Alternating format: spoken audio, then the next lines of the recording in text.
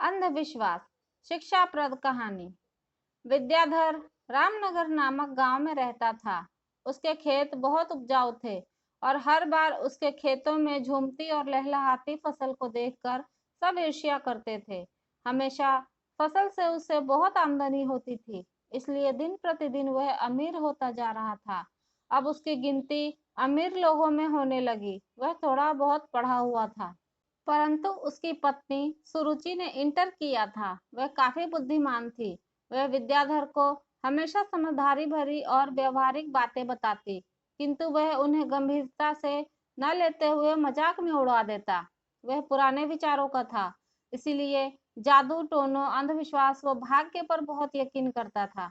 कभी किसी पंडित की बात संयोगवश सच हो जाती तो वह यह मान बैठता कि पंडित के कहे अनुसार ही उसके जीवन में सब कुछ होगा और पंडित जो बताएंगे वही उसके भाग्य में लिखा भी होगा। उनके विवाह को 5 वर्ष हो गए थे, किंतु दुर्भाग्यवश अभी तक उनके यहाँ कोई संतान न थी। विद्याधर अनेक पंडितों से संतान योग पूछ कर आता और फिर वह जो करने को कहते वह सुरुचि को बताता। कभी कहता कि पंडित ने कहा है कि यदि रात को हम एक विशेष जाप करेंगे तो हमारे यहाँ शीघ्र ही एक स्वस्थ संतान का जन्म होगा। कभी कहता कि यदि हम पंडित को 11,000 रुपये दक्षिणा दें और उसे विभिन्न तरह के पकवान खिलाएं तो हमारे यहाँ गुणवान संतान होगी। सुरुचि विद्याधर की इन मूर्खता भरी बातों पर सिर पीट लेती। एक दिन सुरुचि विद्याधर को अपने साथ जबरदस्ती शहर में डॉक्टर के पास ले गई।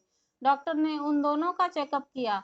चेकअप करने पर उसने उन्हें उचित इलाज कराने का परामर्श दिया। पहले तो विद्याधर सुरुचि पर बहुत भड़का और बोला, हमारे यहाँ डॉक्टर पर कोई विश्वास नहीं करता, सब कुछ झाड़ फूंक के द्वारा किया जाता है, किंतु तुम हो कि मेरी बात मानते ही नहीं हो, उल्टा इन सबको अंधविश्वास और पागलपन कहती हो। 12 क्लास क्या पढ़ गई हो, अपने आप को अफसर समझने लगी हो। उसकी इस बात पर सुरुचि बोली, देखो, यदि डॉक्टर के बताए इलाज से हमें बच्चा हो गया तो तुम इन सब अंधविश्वासों पर विश्वास करना बंद कर दोगे और हमेशा के लिए इन जादू टोनों से दूर हो जाओगे। ना समझ विद्याधर मन ही मन सुरुचि का मजाक उड़ाने लगा और सोचने लगा कि चलो, अब तो कुछ समय बाद सुरुचि मेरे साथ जाप करेगी और झाड़ फूक से ही हमारी हर समस्या हल करेगी। उधर सुरुचि ने डॉक्टर द्वारा बताए गए इलाज को समय पर किया। कुछ ही समय बाद उनके यहाँ एक सुंदर सी बेटी ने जन्म लिया।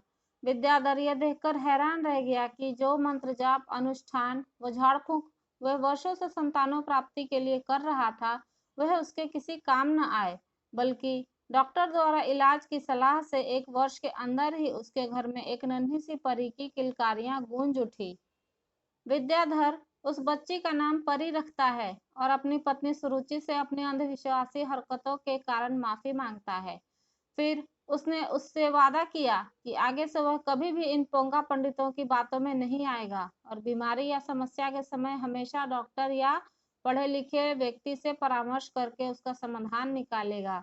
सुरुचि विद्याधर को सही रास्ते पर आते देखकर बहुत खुश हुई और बोली, विद्याधर, आज सही मायनों में तुमने प्रगति की ओर एक कदम बढ़ाया है, क्योंकि जो इंसान अंधविश्वासों में जीता है कभी आगे नहीं बढ़ सकता।